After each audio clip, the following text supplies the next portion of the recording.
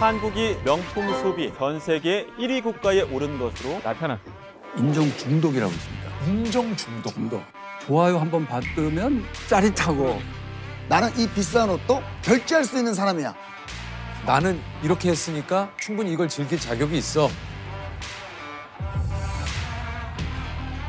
안녕하세요. 아이고, 안녕하세요. 반갑습니다. 예, 반갑습니다, 교수님. 반갑습니다. 교수님 반갑습니다. 어서 오십시오. 네. 예, 예. 아유, 안녕하세요. 자, 제가 소개드리겠습니다. 마음에도 근육이 있다. 인생을 바꿀 수 있는 마음 근육을 연구하는 연세대학교 김주한 교수님이십니다. 아유, 안녕하세요. 네, 반갑습니다. 안녕하십니까. 반갑습니다. 직접 소개를 좀 해주시죠. 내면 소통에 대해서 연구를 하고 마음 근력을 키우는 것 그런 거에 강의도 하고 그러고 있습니다. 그럼 이 말씀하신 아니 또 좀 이런 인정욕에 대해서 좀 그 교수님이 좀 얘기를 해주셔서 생각을 해보니까 SNS도 사실 약간 그런 거 아닌가. 그렇죠. 네. 인정받고자 하는 인정 욕구. 네, 네. 예, 그런 것들을 추구하게 되잖아요. 사실 SNS가. SNS는 진짜 행복한 일상밖에 없지 않습니까?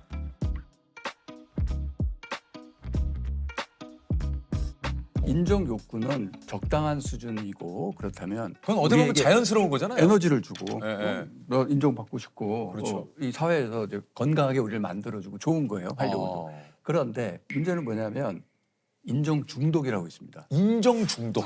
그거는 조금 구분을 해야 돼요. 네. 그건 그건 어떻게 되는 뭐냐면 인정에 내가 의존적으로 되는 거예요. 그리고 인정을 받으면 지나치게 기분이 좋아지고 인정을 못 받으면 지나치게 낮아져요. 그게 중독이에요. 그러니까 내가 어떤 것을 올렸는데 많은 분들이 좋아한다? 기분 좋은데 그와 또 비슷한 반응을 얻고 싶어서 올렸는데 이거 그만큼이 아니다. 그럼 뭔가 기분이 또 쭉 다운되고. 너무 다운되고 그러다 보면은 어떻게 되냐면 이거 인정 중독에 빠지면 저 사람이 나 어떻게 생각할까? 어떻게 생각할까? 내가 이 물건을 사면 남이 나를 어떻게 볼까? 뭘까? 그래서 삶의 거의 모든 의사 결정을 타인의 시선을 생각해서 하게 남들이 되는군요. 어떻게 볼까를 생각해서 결정합니다. 그래서 삶이 사라집니다.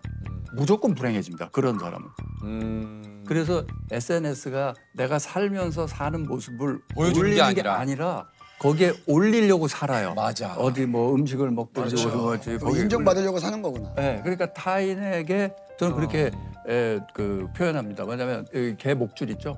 개 목줄을 해가지고 그걸 대중들한테 나눠주는 거예요.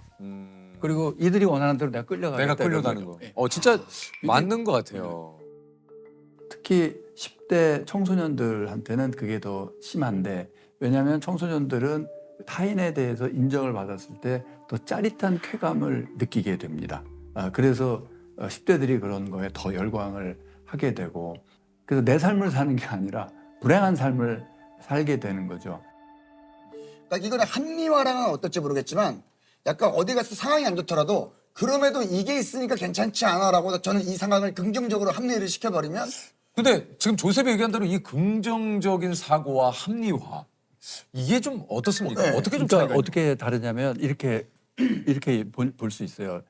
어느 음식점 가서 음식을 하나 시킬 때도 뭘 하나 살 때도 자꾸 나도 모르게 누군가한테 내가 왜 이런 결정을 했는지 설명하고 설득하고 해명하려고 해요. 그래서 진짜 인생의 주인이 된다는 건 내가 뭘 하든지 아무런 설명이나 해명, 변명의 필요성을 아예 안 느끼는 상태. 그게 내가 내 인생을 주인공으로 살수 주인공으로 사는 거죠. 그거죠. 아, 인정 중독 같은 거 이런 합리화 자꾸 하는 그런 습관이 왜 생겼나를 이렇게 보면 어려서부터 엄마나 아빠가 칭찬해주면 기분이 좋았다가 야단 맞으면 거기서부터 이제 다 커서도 머릿속에 엄마 아빠 같은 존재 누군가한테 해명하고 설명하는 습관이 들어버린 겁니다. 내가 내 자신의 주인이 된다. 그래서 어떤 걸 해도 내가 결정한다는 느낌, 그걸 자율성의 느낌이라고 합니다. 어린 시절부터 그걸 길러줘야 돼요. 예를 들어 너 오늘 양말 신어 이러지 말고 너 빨간 양말 신을래? 파란 양말 신을래? 그러면 파란 양말. 그러면 이거는 양말도 내가 선택한 거다. 이런 식으로 해서 어떤 걸 내가 선택했음을 자율성을 계속 길러줘야 됩니다. 지나친 칭찬 애를 막 올려주면 애는 점점 불안에 빠집니다. 칭찬해 주는데 왜 불안에 빠지? 왜 그러냐면 그림 한 장을 그렸어요, 얘가. 그랬더니 너는 미술에 재능이 있나 봐. 천재 아니야. 막 이런 식으로 과도하게 칭찬하면 그다음 또 그림 그려. 또 그림 그려. 그럼 얘는 이제 그림 그리나 보다 그러고 별로 칭찬을 안 하게 되잖아요. 그럼 얘는 아까만큼 칭찬이 많아. 어제만큼 칭찬이 많아. 그러면 확 나 천재 아닌가 봐.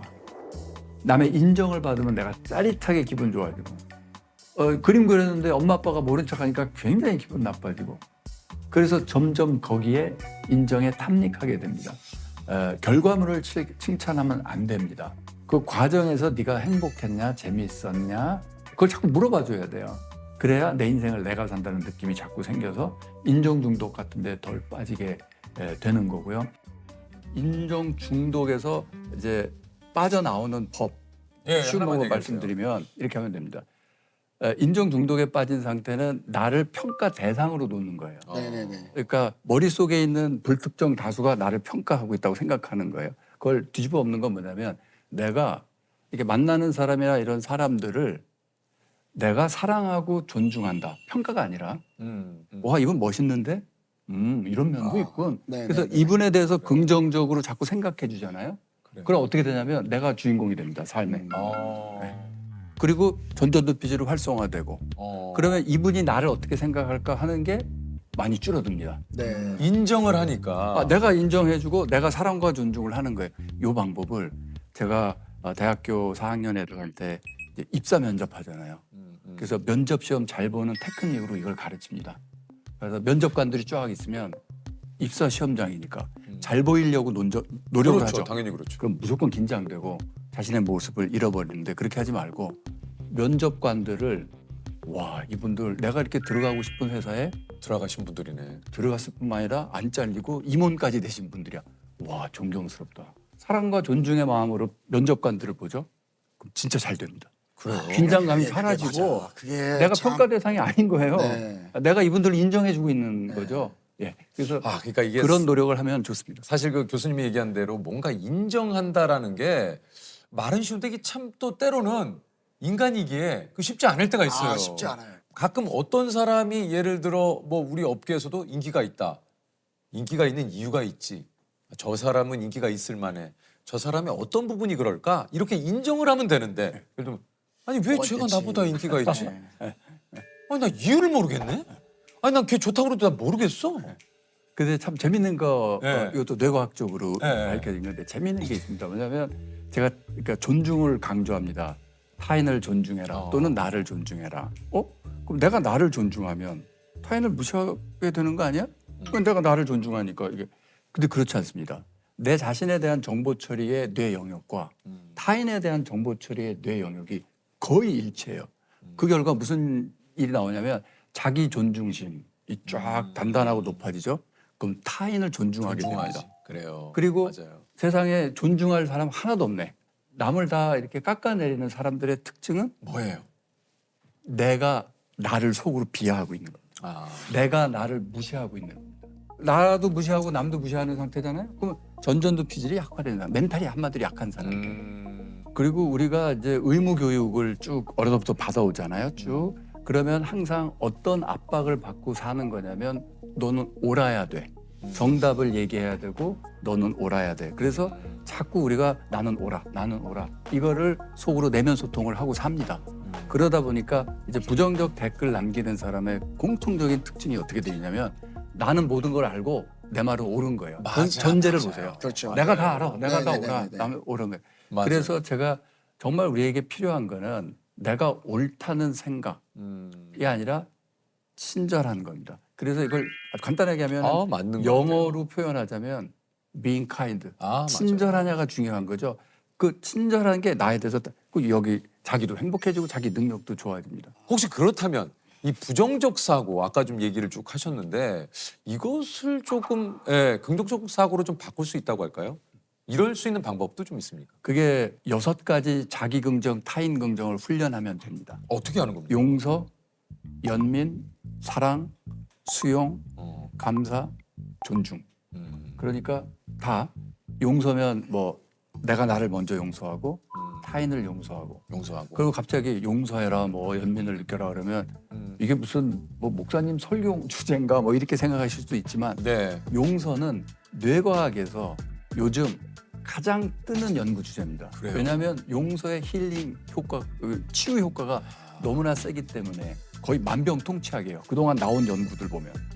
그래서 내가 나를 먼저 용서하고 그 다음에 남을 용서하고 사랑은 이제 로맨틱 러브 이게 아니라 내가 나의 건강과 행복을 바라고 타인의 건강과 행복을 바라고 이런 훈련을 그 내면 소통 훈련을 계속 해가면 그러면 단단해집니다. 이게 그 교수님이 지금 사랑에 대해서 얘기를 하셨지만 이 얘기는 사실 저희가 늘상 듣는 얘기인데 그렇죠. 이게 이게 참 쉽지가 않아요. 어려워요. 네. 이게 어려워요. 어렵죠. 그죠? 어려워요. 사랑은 어렵죠. 네. 그런데 제가 자신 있게 얘기합니다. 사랑과 존중 없이 사는 삶이 훨씬 더 어려워요. 아, 훨씬 더 괴롭고 맞아. 근데 이거는 그게 사실 사랑이죠. 교수님이 얘기를 해주셨지만 하루아침에는 되고 연습을 해야겠네요. 연습을 해야 돼. 연습을 진짜로. 그러니까 인정하고 존중하고 뭐 예를 들면 이런 부정적인 생각과 부정적인 마음. 아 열받아 오늘 뭐 할 것도 없는데 날씨 왜 이렇게 좋은 거야? 날씨가 좋은데 왜 열받을 일이에요? 근데 상황에 따라서는 이것도 사실 부정적인 생각이 들 수 있는. 그런데 많은 경우에요. 네. 이 부정적인 거는 생각이라기보다 감정이고요. 정확하게 말하면. 네. 그 부정적인 감정, 감정은? 분노, 짜증 이거는 몸에서부터 올라옵니다. 몸의 신호예요. 그래요. 더워요. 왜 이렇게 덥지? 그러면 왜 이렇게 덥지라는 생각은 떠오르죠. 네, 하지만 이 생각은 몸이 더워서 느끼는 거죠. 덥지, 땀나고 느끼는 거잖아요. 몸의 문제잖아요. 그런 그 감정도 똑같은 거예요. 심장 박동 이상한다든가 여기 근육이 하되고 뭐 여러 가지 신체에 여기서 내장에서 이상한 신호 올라오고 그러면 짜증나고 짜증이 막 올라오면은 이 원인을 찾는데 딱 보면 가까이 있는 사람들, 가족 이런 사람들이 원인이다라고 퍼붓기 시작하는 거죠. 그래서 부정적 감정은 내 몸의 문제고 내 몸의 상태이기 때문에 몸을 편안하게 하는 움직임 명상 그런 걸 제가 많이 이제 개발하고 가르치고 있습니다. 저는 가끔 명상을 하거든요. 혼자서 사우나에 가면 그 안에 들어가 있는 시간 동안 가만히 이렇게 있어요. 근데 하면서 안 좋은 점이 자꾸 벌어지지 않은 것들을 먼저 제가 생각을 하거든요. 그러니까 이게 좀 명상을 어떻게 좀 할? 그러니까 명상에 대해서 이제 가르치면서 이제 접하게 되는 거는 명상에 대해서 굉장히 잘못된 생각을 하고 계신 거예요. 그건 명상이 아닌데 명상이에요. 대표적인 게 명상이 생각을 억제하고 누르는 거라고 착각을 해요. 생각은요, 내가 하는 게 아니에요. 이걸 깨달아야 돼요. 내가 2분 뒤에 나 무슨 생각하고 있을래? 될까요? 안 되죠. 안 안 되죠. 돼요. 네. 생각은 내가 컨트롤을 할 수가 없는 거예요. 우리가 그냥 말로 생각한다라고 하지만 생각은 내가 하는 게 아니에요. 생각은 나한테 일어나는 사건이에요. 거의 내 뜻과 상관없어요. 네네네. 그래서 그 명상은 뭐 하는 거냐? 명상은 뭐 하는 거냐면 알아차림이에요. 내가 무슨 생각이 떠올랐고 무슨 생각이 내 안에 올라오는구나를 알아차리는 어웨어니스라고 합니다. 그 알아차리는 거예요. 훈련을 하려면 뭔가 계속 알아차리면 좋잖아요. 대표적인 게 호흡을 알아차리는 거예요. 호흡을. 네. 들어오고 나오고. 지금 우리 말하는 동안 계속 호흡을 했죠? 했죠. 근데 호흡하는 거 못 느꼈죠? 못 느꼈죠. 네. 어느 순간 나 호흡을 좀 들어오는구나 나가는구나. 그러면 이 어웨어니스의 능력이 쫙 좋아집니다. 그게 진짜 핵심이고 그게 다예요. 그래서 이거는 이 알아차림 훈련은 꼭 가만히 앉아서 할 필요가 없습니다. 움직이면서도. 네, 움직이면서 사실은 해야 돼요. 걷기 명상, 달리기 명상, 수영하면서 물속 명상 이게 알아차리는데 훨씬 도움이 네. 됩니다. 몸을 다스리는 거죠. 즉 감정을 다스리려면 몸을 다스려야 되는 거고요. 우리가 어떤 일상적인 훈련을 통해서 일종의 마음 근력 훈련인데 그걸 통해서 심장 박동을 좀 차분하게 하는 거 하면 좋겠죠. 대표적으로 제가 추천드리는 게 존2 훈련이라고 있습니다. 심장 박동을 5가지 구역으로 나눴을 때 두 번째 영역, 살살 걸어 다니는 것보다는 조금 빨리 천천히 뛰는 정도 그 심박수를 유지하면서 30분 이상 일주일에 서너 번 한 2달 정도 하고 나면 심박이 평소 심박수가 쫙 안정화됩니다. 그래서 그런 유산소 운동을 꾸준히 하면요. 심장이 무조건 천천히 살살 뛰니까 이 사람은 불안감을 잘 안 느끼게 되는 거죠. 그래서 제가 말씀드리는 이 존2 트레이닝이라고 하는 이 유산소 운동은 몸 건강해지는 거는 덤이고 사실은 마음 건강에, 마음 근력 향상에 큰 도움이 된다. 이렇게 말씀드릴 수 있습니다. 그 좀 교수님도 이제 이렇게 얘기를 좀 오늘 좋은 얘기를 쭉 해주셨는데 교수님 한번 여쭤보고 싶은데 교수님은 어떻습니까? 행복하십니까? 점점 행복해지고 있습니다. 상태가 점점 수행을 해서 아 그래요? 좋아지고 있습니다. 데드리프트랑 스쿼트 기준으로 예, 예. 다 100kg 최근에 다 돌파해서 이제 해서 태어나서 가장 체력이 좋은 상태가 요즘. 그래요? 계속 올라오고. 교수님 아까 인종욕 그거 얘기하셨는데 지금 인종욕 아니에요? 인정 욕구입니다. 욕구. 인정 중독 아니고요. 중독은 욕구다. 요거 중독. 이게 안 된다고 해서 이건 그건 아니다. 그냥 이유가 남한테 잘 보이려고. 라면 중독이겠죠. 근데 난 제가 행복해서 하는 거니까. 그렇지. 그래서 타인의 평가 대상으로 나를 놓는 습관을 버려야 돼요. 어렵다고요? 아니야. 타인의 평가 대상으로 놓고 살아가는 삶이 더 어려운 삶이에요. 이게 더 쉬운 거예요. 근데 너무나 이게 자꾸 어렵다고 느끼는 건 낯선 거예요. 근데 그게 더 편하고 쉬운 길입니다.